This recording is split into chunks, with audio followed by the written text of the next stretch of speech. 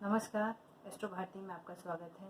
आज हम बात करते हैं कि एस्ट्रोलॉजी क्या है, क्या ये साइंस है या इसका कोई आधार होता है या सब कपोल कल्पना है। एस्ट्रोलॉजी ये बड़ा रहस्यपूर्ण ज्ञान रखता है लोगों को, और हर वो इंसान कहीं ना कहीं किसी न किसी विषय में अपने भूत या वर्तमान के बारे में जानना चाहता है, या किसी ऐसे विशेषज्ञ के पास पहुंचता है, या किसी न किसी माध्यम से अपने आज और कल के बारे में जानना चाहता है। कई बार उसको लगता है कि वो जानने की जो भी घटनाएं उनके बारे में जब सच्चाई नहीं लगती है या वो वैसी फलित नहीं होती है जैसा वो समझता है या उसको पता लगता है, तो उसका विश्वास ज्योतिष विज्ञान से उठने लगता है। तो आज हम समझते हैं ज्योतिष विज्ञान का क्या आधार है और कैसे इसकी आधार पर जो है वो घटनाओं का पूर्वानुमान लगाया जा सकता है। क्या कुंडली के 12 घर और 9 प्लैनेट हमारी ज़िंदगी पर सचमुच फ़र्क डालते हैं? कुंडली जो भी होती है किसी इंसान की, वो उस समय जो भी बच्चा पैदा होता है उसके आधार पर कुंडली बनाई जाती है। यानी कि जब भी बच्चा पैदा होता है तो उस वक्त जो ग्रहों का गोचर होता है उसके आधार पर कुंडली बन जाती है, जिसका उसके पूरे जीवन पर प्रभाव पड़ता रहता है। जब जब जो भी ग्रहों की दशाएं आती हैं उस हिसाब से उसकी घटनाएं होने लगती हैं। कई बार आपने देखा होगा कि उन घटनाओं का पूर्वानुमान है वो कई बार बहुत सारे लोग बता भी देते हैं, पर जब तक हम किसी सही इंसान से नहीं मिलते हैं तो हम एक राय बना लेते हैं कि यह साइंस ही ठीक नहीं है, या एस्ट्रोलॉजी का कोई आधार नहीं है, या इससे कुछ भी फलित नहीं किया जा सकता है, इससे कुछ भी जाना नहीं जा सकता है, ये बेकार की चीज़ है और कर्म ही सब कुछ बड़ा है। तो जो कुंडली बनती है और जिस जिस वक्त वो बनती है वो कैसे हम समझते हैं कैसे बनती है। जैसे आज 4 सितंबर 2020 है। इस वक्त आज जो बच्चा पैदा हुआ है तो इस वक्त जो शनि की स्थिति होगी, जो राहु की स्थिति होगी, वो उसकी कुंडली में हो जाएगी। कुंडली के जो 9 ग्रह होते हैं उनकी दशाएं आती रहती हैं, जो कि 120 साल का जीवन इंसान का माना गया है, और उसके आधार पर ग्रहों की दशाओं को अलग अलग साल उनके निर्धारित किए गए हैं, और उन जो दशाएं हैं वो दशाएं एक एक करके आती रहती हैं और अपना फल दिया जाता है।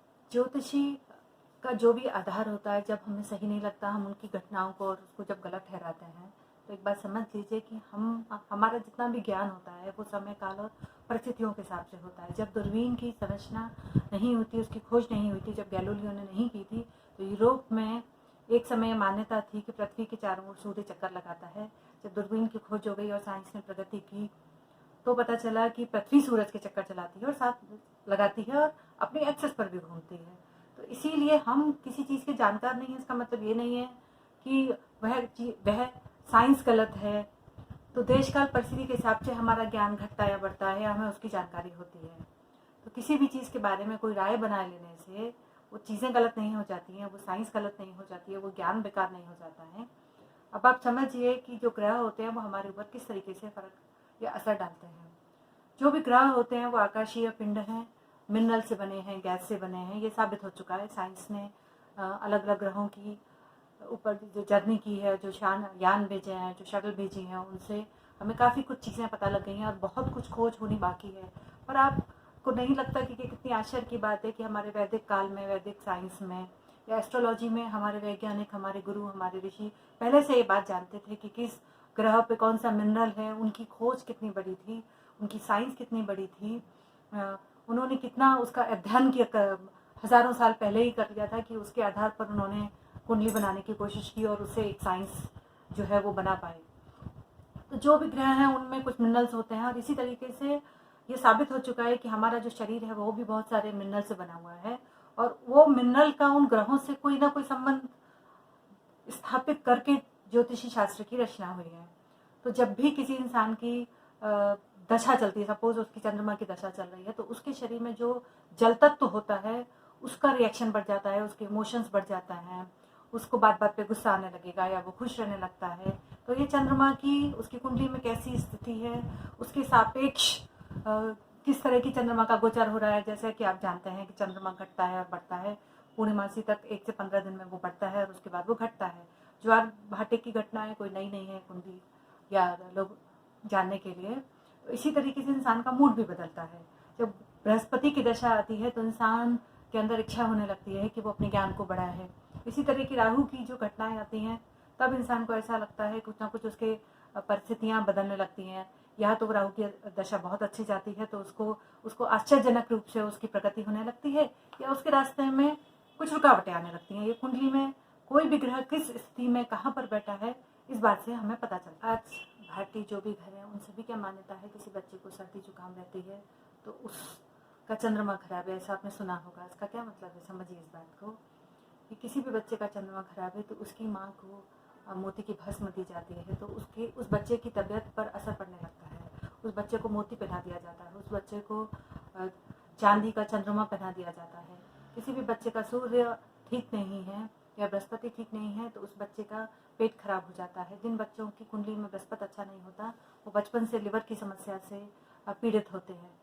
ये सब कोई भी ज्योतिषी बहुत ही आराम से और बहुत ही आसानी से कुंडली देख के प्रेडिक्ट कर सकता है, बता सकता है। तो फिर भी आपको ऐसा लगता है कि क्या ज्योतिष को तर्क की कसौटी पे सही नहीं उतरता या नहीं उतारा जा सकता, तो ऐसा नहीं है। दूसरी एक बड़ी अजीब सी आस्था है कि जो मंत्र हैं वो फर्क डालते हैं कि नहीं, क्या मंत्र के उच्चारण से या मंत्रों से या पूजा से सचमुच फर्क होता है कि नहीं होता। तो आप सभी जानते हैं, साइंस ने प्रूव किया है कि हमारे आसपास जो भी है वो एनर्जी की फॉर्म में घूम रहा है। आज हम लोग मोबाइल फ़ोन यूज़ कर रहे हैं, एक की बजाय 2 सिम यूज़ कर रहे हैं, सबके पास मोबाइल है। बहुत ही रेयर सी बात है कि किसी के पास मोबाइल नहीं हो। और मोबाइल का जब सिग्नल कैच होता है तो कहाँ से कैच होता है, वो एनर्जी की फॉर्म में, वेवलेंथ की फॉर्म में जो है उसके सिग्नल भेजे जाते हैं और कहीं भी कोई भी किसी को बैठ के कहीं भी कांटेक्ट कर सकता है।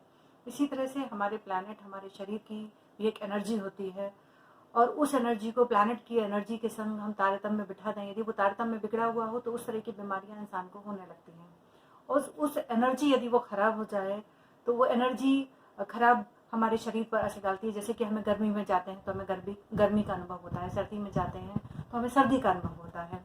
इसी तरह से मंत्र जब का उच्चारण होता है तो उनका एक ग्रामर होता है, उनका एक व्याकरण होता है। हर ग्रामर और व्याकरण के जैसा कि हम जब तेज बोलते हैं तो सामने वाले को वो हमारे तेज बोलने से खराब लग सकता है, और जब हम किसी की अच्छी वाणी या मीठा गीत सुनते हैं तो वैसा ही हमारे ऊपर फर्क आता है। इसी तरह से मंत्र जो भी हमारे पुराने ऋषि मुनियों ने बनाए तो उनका एक ग्रामर होता है। जब वो वातावरण में हमारे मुंह से या हमारे मन में भी बोलने से जो हमारे आसपास जो एनर्जी घूम रही है उससे उनका मेल होता है तो एक पॉजिटिव एनर्जी या पॉजिटिव ऑरा का फॉर्मेशन होता है। और लगातार उनके उच्चारण से हमारी ज़िंदगी में होने वाली तकलीफ दूर होने लगती है। बहुत सारे लोगों की मान्यता ये हो सकती है कि नहीं नहीं ऐसा कुछ भी नहीं है, तो उन्होंने इस तरह का अनुभव नहीं किया। मैं भी कभी ना कभी ऐसा ही मानती थी कि मंत्रों के उच्चारण से बहुत ज़्यादा फर्क नहीं पड़ता है, लेकिन ऐसी बात नहीं है। ये मेरा अनुभव है कि मंत्रों के उच्चारण से ज़रूर फ़र्क पड़ता है। हमारे ऋषि मुनियों ने इन सब चीज़ों का जो भी विकसित किए तो उनके पीछे गहन विज्ञान और शोध था। जैसे कि प्रकृति ने हमें कोई ना कोई समस्या दी है तो साथ में उसका समाधान भी होता है। वो समाधान कई बार देर से होता है, कई बार जल्दी होता है। शुरू से बीमारियां भी नहीं हैं तो पुराने ज़माने में हम पेड़ों से सारी तरह की दवाइयाँ प्राप्त किया करते थे। इसी तरीके से जो छोटी छोटी पूजाएं बनाई गई हैं उन सब से ज्योतिषी समस्याओं से उनका निराकरण हम कर सकते हैं। हम जो भी लोग इस काल में पैदा हुए हैं वो कहीं ना कहीं कर्म बंध लेके पैदा हुए हैं, तो सभी जानते हैं। आप माने या ना माने पर हमारे धर्म का आधार भी यही है, हमारे पैदा होने का भी आधार यही है कि हम सभी बार बार जन्म लेते हैं। हिंदू साइंस या एस्ट्रोलॉजी या माइथोलॉजी या हमारा धर्म इस बात को कहता है। तो जो भी हम कर्म बंध लेके गए हैं तो कुंडली में वह राहु बताता है। राहु हमारे पूर्व जन्मों की इच्छाओं का कारक होता है। वो कुंडली में जिस भी जगह बैठा होता है उस ग्रह से संबंधित हमारी इच्छाएं जो है वो इस जीवन में आने का कारण बनती हैं और उसी के हिसाब से हमारी परिस्थितियों का निर्माण होता है। और हम जो है वो सुख दुख का जो अनुभव करते हैं वो हमारी कुंडली में चंद्रमा बताता है। जो भी हमारी शिक्षा होती है वो हमारा बृहस्पति का कारक बताता है, बुध का कारक बताता है। हम अपने किसी भी कार्य से, अपने कर्म से संसार में कितने सफल हो पाएंगे या हम परेशानी का कारण बनेंगे, ये सब शनि पहले से कुंडली में बता सकता है। तो इसीलिए एस्ट्रोलॉजी है, उसका वैज्ञानिक आधार है, उसके आधार पर गणनाएं की जा सकती हैं, परिस्थितियों का पूर्वावलोकन किया जा सकता है। अब हम ये जानने की कोशिश करते हैं क्या एस्ट्रोलॉजी करना ज़रूरी है, क्या इसको समझना ज़रूरी है। तो क्या आप बताइए कि कब आपके पास बीमारी जब होती है तो क्या आप घर पे बैठ के उसको ठीक होने का इंतजार करते हैं, तब आप कर्म करते हैं।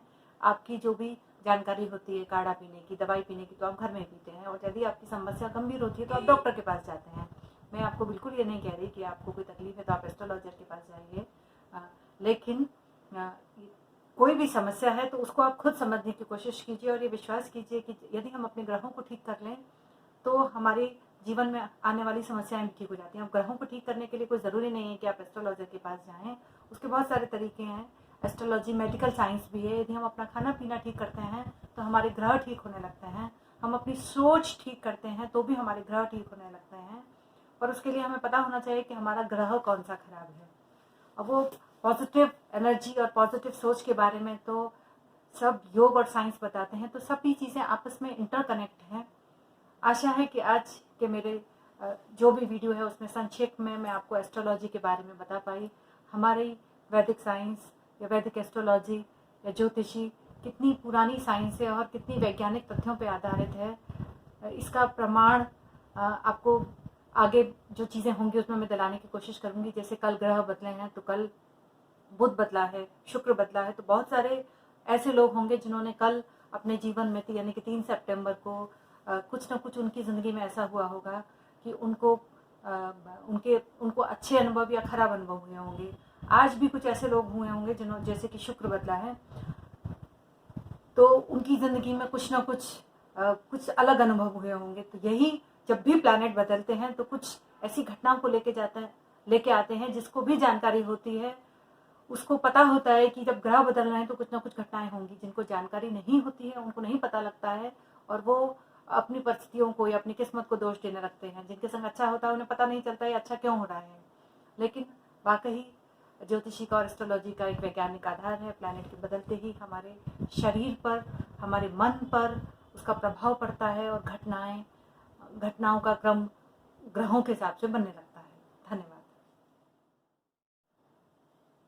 उम्मीद है आपको मेरी दी हुई जानकारी पसंद आई होगी और आपके ज्ञान में कुछ ना कुछ वृद्धि होगी। यदि आपको मेरी दी हुई जानकारी अच्छी लगी हो तो मेरे चैनल को लाइक, सब्सक्राइब एंड शेयर कीजिए। धन्यवाद।